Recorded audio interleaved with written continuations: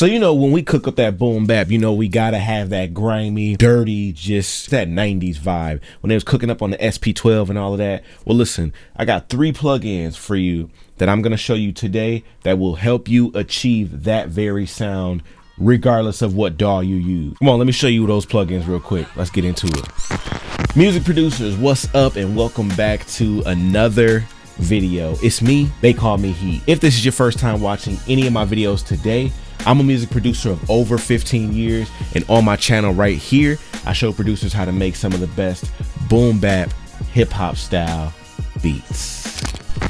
Yeah, I know. It's not the same as having a real vintage hardware piece of gear. Some of us can't afford, you know, an SP1200 when still in this day and age, it's still going for between $2,000 to $5,000 for this old unit. Okay, MPC 2000 XL, you're gonna see that for a good $500 to $700, maybe $800 if it's really good condition, maybe more than that. I'll do my research after this. I'm not fact checking this now, but I do know that the last time I looked at some vintage gear, because I was gonna get an MPC 1000 before I got my MPD, I was like, wow, I can't believe that these units are still this expensive. But I understand why. Why are these machines so sought after? Like, why do people still want these units and these old school, you know, samplers? Well, the plugins that I'm showing you today emulate that same sound. And with these plugins, you can use them on the go, on the fly. They don't cost a lot. You know, plugins get expensive, but not as expensive as a sampler. So you can use these plugins to emulate that sound, emulate that style. So yeah, let me show you the first one I'm talking about, because I don't want to do too much talking. I want to get right into this for y'all so that y'all can really get some game today. All right, music producers, are you struggling with making better beats? You make a beat and it's just stuck in the loop and you just don't know what to do? Listen, head over to Bap University.com to grab up the Cooking That Boom Bap Masterclass. In this course, I'm showing you literally how to chop samples, how to make better drum patterns, how to get those drums to knock, because I'm teaching you how to mix too. And like I said, I'm going to teach you how to arrange that beat from that loop or that 8-bar loop that you have, turn it into a full beat so that you can give it to someone so they can rap on it, they can sing on it, or you want to put it on a beat tape. Either way, I'm going to show you exactly the full process on how I make my beats, how I find samples, how I make my drums knock in 1 2-hour course. Cooking That Boom Bap Masterclass. Head over to BapUniversity.com and pick up that course. Let's get back into the video.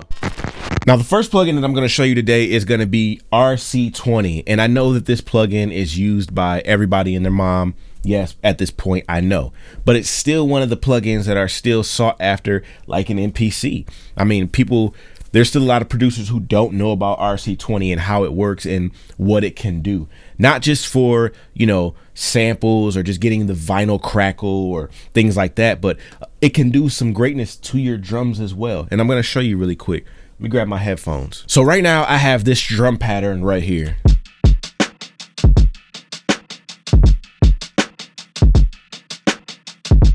Real simple. Of course, I've done some processing. I've EQ'd the snare, EQ'd the hi-hats, you know, done some things to the kick. And now I'm going to send everything to an actual bus. So let me show you. So I take all my sounds here, I just hold Control and Shift, and I can click all of these sounds, which are all of the drum sounds that you're hearing there. And then we're going to put those and route those to my drum bus over here by just holding Control and clicking that. Now all of these sounds are all routed to my drum bus. Now with that drum bus, what I have on that drum bus is I have Neve 1073 EQ. I do have a parametric EQ too from Image Line, and then of course the RC20. Now I do have the transient master on the bottom of my chain as well, just to kind of tighten everything up. All right, now with the RC20, you do have 6 different effects that are in here. You won't always use all of them, but I'll just kind of go through and just tell you what each one is. So the first one is noise. Of course, that's vinyl crackle. You do have wobble, so it gives you like that warped kind of effect, like from the SP404. You have distortion, which we all should know what distortion is for the most part. You got digital, so basically this one will help you reduce your bit rate, so it'll sound a bit more like it comes from, like I said, an SP1200 or something like that. Then you have space, which is pretty much just reverb. Then you have magnetic, which basically same thing as kind of like the wobble, but not so much. So you have dropouts, you know, things like that. So like if it's coming from like a like it was being played from a VHS tape or an actual tape itself. And there might be parts that are just messed up, so the tape isn't being able to be read, so you can have dropouts and things like that. But I'm going to show you a few of the things that I like to do. So sometimes I'll use the distort, or I'll use the digital. And if it's like a sample, or if I'm making a sample or something, I'll use wobble. But for this, I'm putting it on my drums. So I'm going to go into the presets, and I'm going to go to drum break 3. Oh, it gave it a little like space and air, with the reverb. So I'm going to turn the noise down because I don't really need a lot of vinyl crackle, and I might end up actually turning it off actually. So yeah, let's turn it off. What happens is when you use certain presets, everything changes. Even down here, this is like an EQ section. So it's cutting a lot, which it's cutting at about 70 Hertz. So I'm going to bring that back in, which stops at 20. And then our tone is turned up, meaning that we'll hear more high end when the tone is turned up. But if you turn it down, you'll hear less. And then the width is actually in mono. So what that means is that there's no spacing. So that reverb just kind of sounds like right in the middle there. And then it messed with the gain and turned the gain down a little bit too.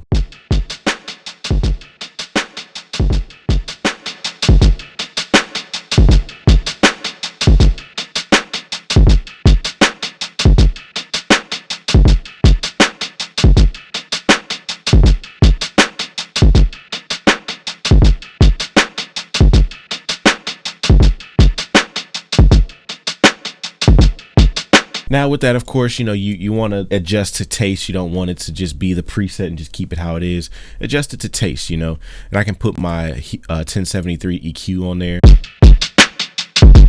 Now that's way too much. So we want to pull back on some of that EQ. Super, super, super dope. And again, this isn't perfect. This isn't the exact way every single time. It's gonna differ from different drums and how you're using it in the sound that you're really actually listening for or trying to go for. Now, I do have a sample as well, and I chopped it up here in Serato Sample, and this is the sample here.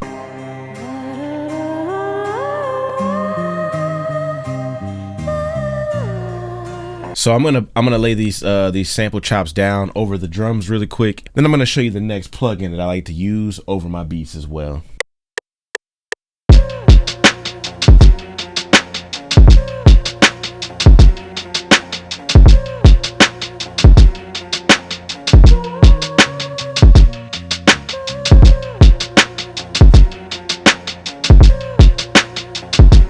Ooh, I'm liking that so far. So that's just super, super dope.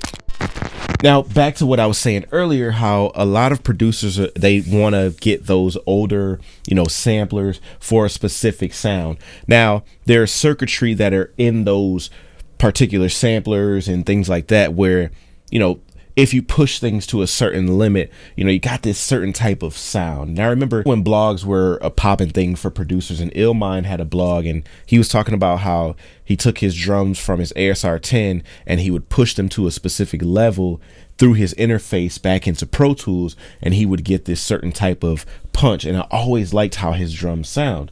So I figured out and found the different ways that you can achieve that sound or that style over the years, of course. This is a free plugin by Softtube, and it's called Saturation. Distortion, of course, it just tears the sound to pieces and shreds it up. But with Saturation, if you do it right and if it's done right, you can get that same type of growl or that grit from, an FL Studio or any digital DAW, similar to what an ASR 10 could put out, SP 1200 could put out, MPC 3000 could put out. There's certain units that just had this specific sound, and I'm going to show you. Now with this, of course, I have it on my sample right now, so I could turn this all the way up and max it out and show you what it's going to sound like.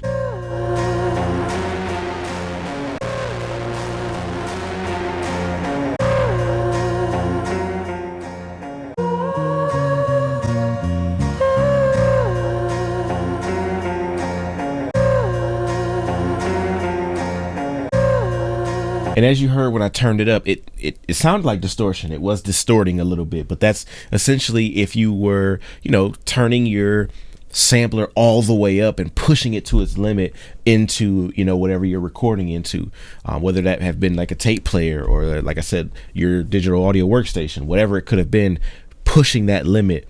A lot of those units would have that type of sound to them, but it sounded a lot thicker, sounded a lot fatter, warmer, things like that. But this is just one way to kind of achieve that same type of sound. Now, I'm going to put this on my drum bus as well, just so that you can see what it will sound like if I push my drums straight through saturation.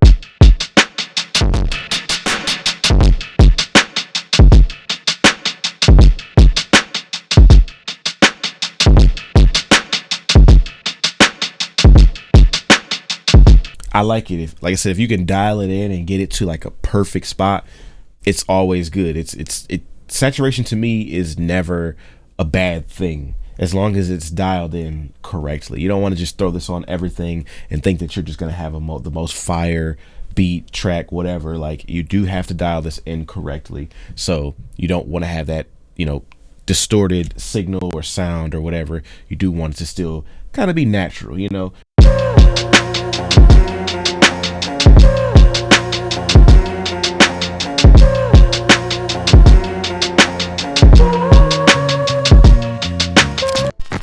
Now, one last plugin that I would say is a great plugin, and it's similar to RC20. I would say that it's probably the first RC20. Like, before RC20 was RC20, this particular plugin was already out. And that plugin is called Vinyl by iZotope. Now, iZotope has been around for a very long time. That company has just been making greatness for years. I remember my first time, I think, using iZotope was their Ozone 4. I'm just going to show you a little bit here why I'm saying that it's kind of like an RC20 grandfather or big brother, because obviously with RC20 you do get the wobble, you get the, you know, vinyl crackle noise and things like that. With this, you get a little bit more intricate. So this is more mechanical based. RC20 is more of, you know, the effect of the mechanics. I'm going to show you on the actual sample if I play it.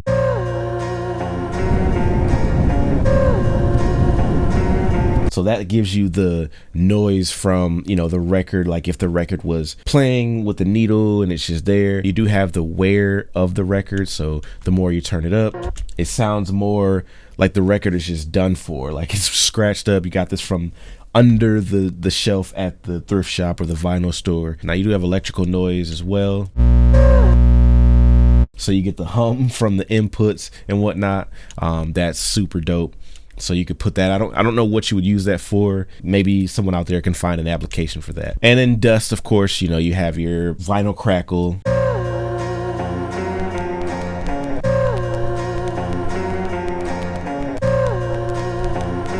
So if you want a lot of dust, and you just turn that knob all the way up and you just get all the dust. Now this knob down here, the amount, that's how much is being given. Now you do have a scratch, so if there's scratches, drop out, stuff like that.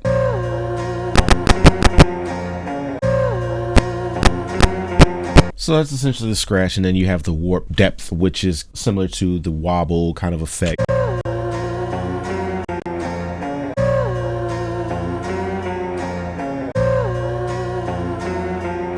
And then you have your year of where you want it to be. So if you want it to be an older, you know, vibe.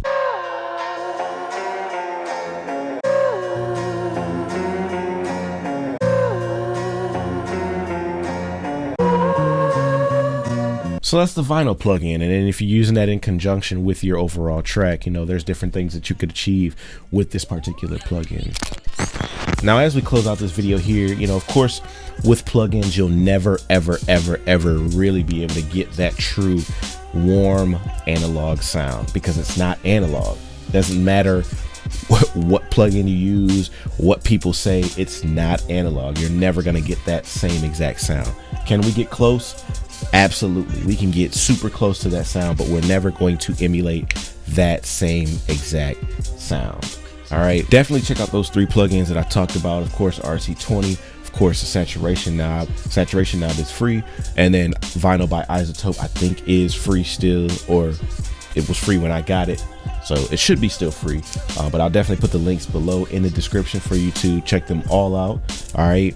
And let me know if you use any of the plugins. Let me know in the comments below. Let me know what your favorite plugin of them all are. All right. So yeah, I'm gonna get out of here. And if you like what you heard today, make sure you log into patreon.com/TheyCallMeHeat. Become a patron over there at Patreon and get all the sounds that I use in every single video every single week. I'm telling you, it's like a brand new sample pack every week. All right. So yeah, I'm gonna get up out of here, y'all. Make sure you follow me on Instagram at TheyCallMeHeat, and I'll see you in the next video. Peace.